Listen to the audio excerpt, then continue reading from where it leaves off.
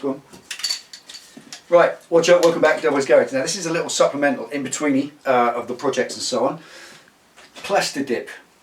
Everybody is raving about this stuff. It is a spray-on liquid latex coating. If you go on to dipyourcar.com, you'll see our man Fonzie, who goes on and on about it, tells you how to do it and all kinds of things. I think Fonzie's very cool. Not as cool as the real Fonzie, eh, Pen? No. But he's very cool, and I think what he does with Plastidip, the way he promotes it, has made me think I want to have a go. Also, my very good friend Johnny Cactus Zero has used this on the wheels on Jenny's amazing Triumph Bobber project, and it looks fantastic.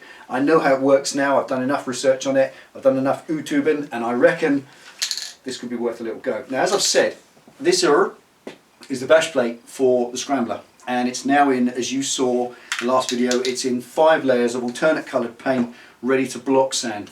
It's nice and dry, but it still smells of thinners, so it's still curing. Now, at the same time of doing that, I did 2 test panels, 2 independent pieces of steel that have got the same 5 layers of paint. So those are to be tested today, and I'm deliberately going to test on a slightly less than fully cured paint because I want to test out Ed's theory that it might rip the paint off underneath. So the Plastidip's in use today. Now I want to test it in real time. I've got a ride coming up, and we're going up to the Ace Caf to see all our fantastic friends off the forum, and it's going to be a 300-mile round trip on the motorway or the freeway, and it's gritty and horrid, and I think that's going to be a great test time. So what I've done is I've taken the bash plate. This is the bash plate. This is nothing to do with playing cricket. This is the bash plate from the Tiger, and that's what we're going to go on. We're going to take the Tiger. So for the next whole week I'm going to ride around with this covered in Plastidip, and I'm going to use it on the big ride, and this will tell me for sure how this fares. You can see the state of that, the way that if you look closely, this central stripe, that's where the wheel sprays all its crap on there. It kind of sits to one side to protect the engine and the exhaust. This is kind of an exhaust bash plate on the Tiger, but you can see the mess on the front of that, and this is anodized aluminium, like a pressed item. So if this anodized, that's easy for you to say, if this anodized alloy is likely to be marked in that manner, then I don't think Plastidip's going to stand up.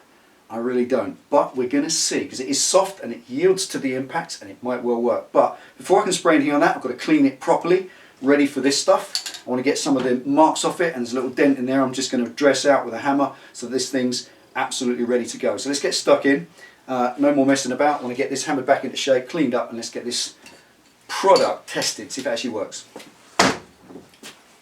Right, before we do anything, this is a bash plate, and it's done its job. It's been bashed underneath here. It's in the name. You don't say. You don't say, buggy boy. So what I'm going to do, just with a little toffee hammer, I'm just going to take out just a couple of these marks on here, just where it's been. It doesn't matter enough to worry about. I'm just popping it back into shape, and I suppose you may as well do so while you've got it off. That's better.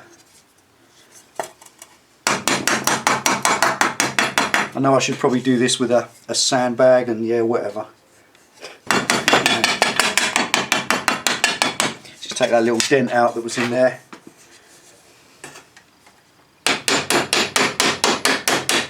That's it. There's a little file. Now, obviously now I'm going through the anodizing, so this will have to have the Plastidip on it. Take out. It's done its job, you know, it's a bash plate. And it's been bashed. So it's rather this gets hit than the exhaust, which it protects. Right, here we are. That's good enough. I'm not going to worry about it too much. So it's going to give this a good, here we go, it's coming up a lot better. Also, because there are some pretty comprehensive pepper marks, I'll show you close up in a minute. And I wonder whether this Plastidip stuff will actually hide these little marks, whether it will disguise them, which will be nice. So join me in a minute, get all this cleaned up. Okay, that's got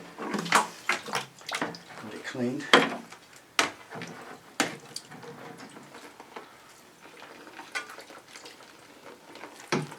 There we go. Right, and there she is cleaned. Let's get this dried off, inspect the damage. Right, So this is what I've been saying on the video's comments. Taking a close look at that. This is the pepper blasting that your bash plate gets in that position. It's kind of a stripe right through there. And I can imagine that the bash plate for this is going to get that all the way down here. We've been to see Triumphs in the process of looking for one for Penny, where this area at the front of the frame, in between, you get that square bracket which is on the bike right now. It's literally been blasted very much like this, and this is the punishment that is going to get. So who knows whether Plastidip will last. I'm going to use a little bit of sandpaper because I've scuffed that very slightly. It is anodised, or it was, but I don't think it's relevant to worry because of the state of it. So I'm just going to sand that back a bit, take the damage out and get it as smooth as possible before we start. There's no point in dipping over that because it's just going to show it through. So let's get this sanded down and make it look just as good as we can. Just taking out those ripples from that bash, just dressing that back out, because this is about 3mm thick, so got a bit of thickness there.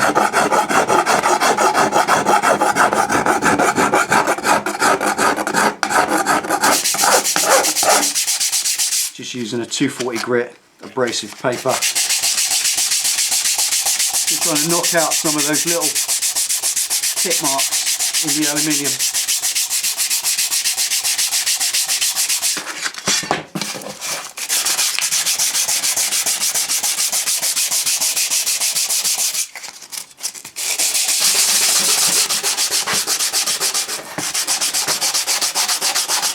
Right. Bit of degrease.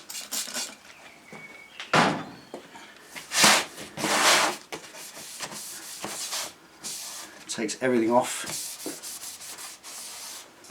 all the residue.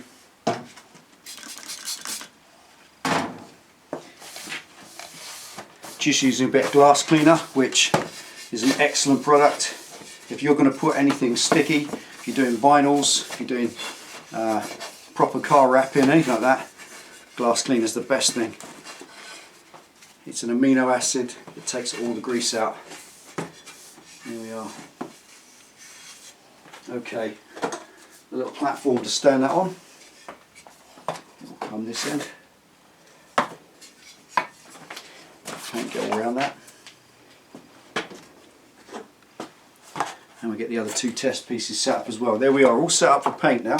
Right, here we go, Plastidip, see how it goes. Spray it on like a normal paint, about 10 inches away from the surface.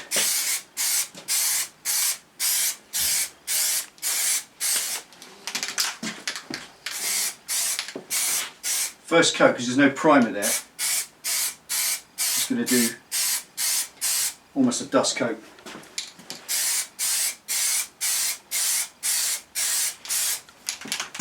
Test piece.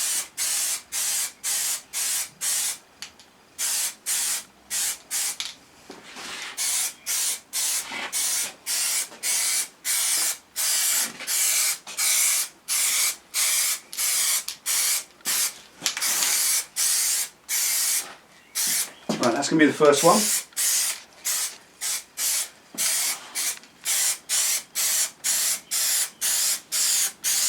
And I think 3 coats is what we're going to need. And the reason for that is this, as Penny Pitstop reminds me, being that she's a girl, this is a, clear the nozzle, this is a peel off skin, and a little bit like a lady's face mask. If you don't put enough on, it all becomes pick, pick, pick, trying to get it off. Not that I know, obviously, it's a girl's thing. So if you don't put enough of this product on the surface, what you're going to get is it just won't come off. It'll be little tiny bits. If you want to be able to peel it off in a skin, you need to put it on thick enough. So actually, rather than like some products, you actually need to put plenty on. So I'm going to put 3 good, thick, heavy coats on before this goes anywhere. That's the first coat. I'm going to give it 10-15 minutes to flash off, and then I'll be ready for the next one. So join us for the next one. Coat number 2.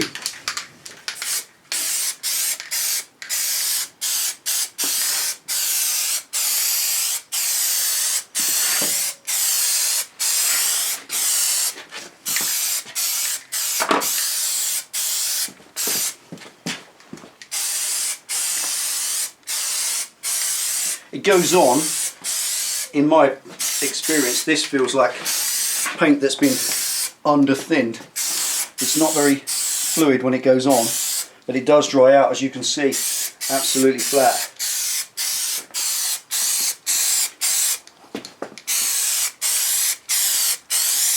Just doing a one way, then the other way coating.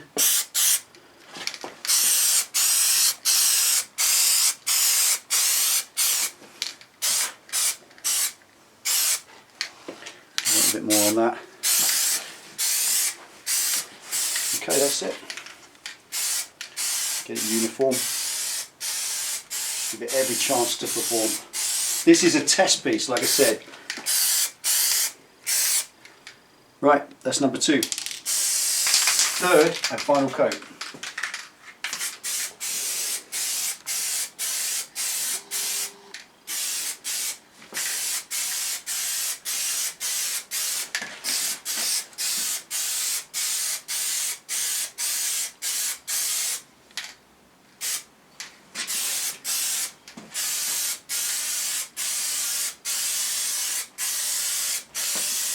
Now I'm told if you get rungs in this, you pretty much have to start the project again. You can't rub it out, obviously you can't flat and polish it, you can't sand it down, you just have to wait till it's dry, rip it off and start all over, which is annoying because it's expensive. Just a little bit of feedback finally while we just lay up this heavy coat as a finish.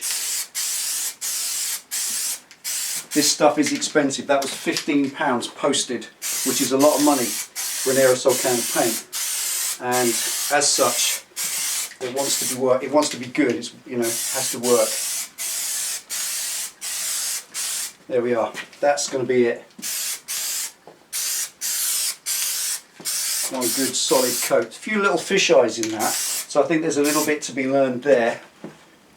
When I do it on the bash plate, it will be a case of making sure they don't appear. And fish eyes are all down to the finish underneath. So that's that. Just clear the can upside down. You see it does it. And that's it. Now, like all these, that's going to be it for part 1. Obviously drying times now. I'd say I've probably done half of that in those 3 pieces. So on a motorcycle you might do 2 side panels and a little tail piece with 1 can. Perhaps a whole bike, 3 cans, £45, it's still cheap, isn't it? What are you going to spend for an ordinary paint job? So that's that. I haven't got any more than that. I'm going to keep the rest of that just in case. That's going to get left to dry 24 hours. And then I'll come back, do part 2. That one's going to get ripped off. That one I'm just going to play around with it, perhaps put some more on it and see how it reacts to another layer on top and so on. And that one will go on the bike. So there we are. Thanks for watching part 1. Join us for part 2 and we'll see what happens and how the outcome of this little experiment goes. Take it easy. Right, see you next time.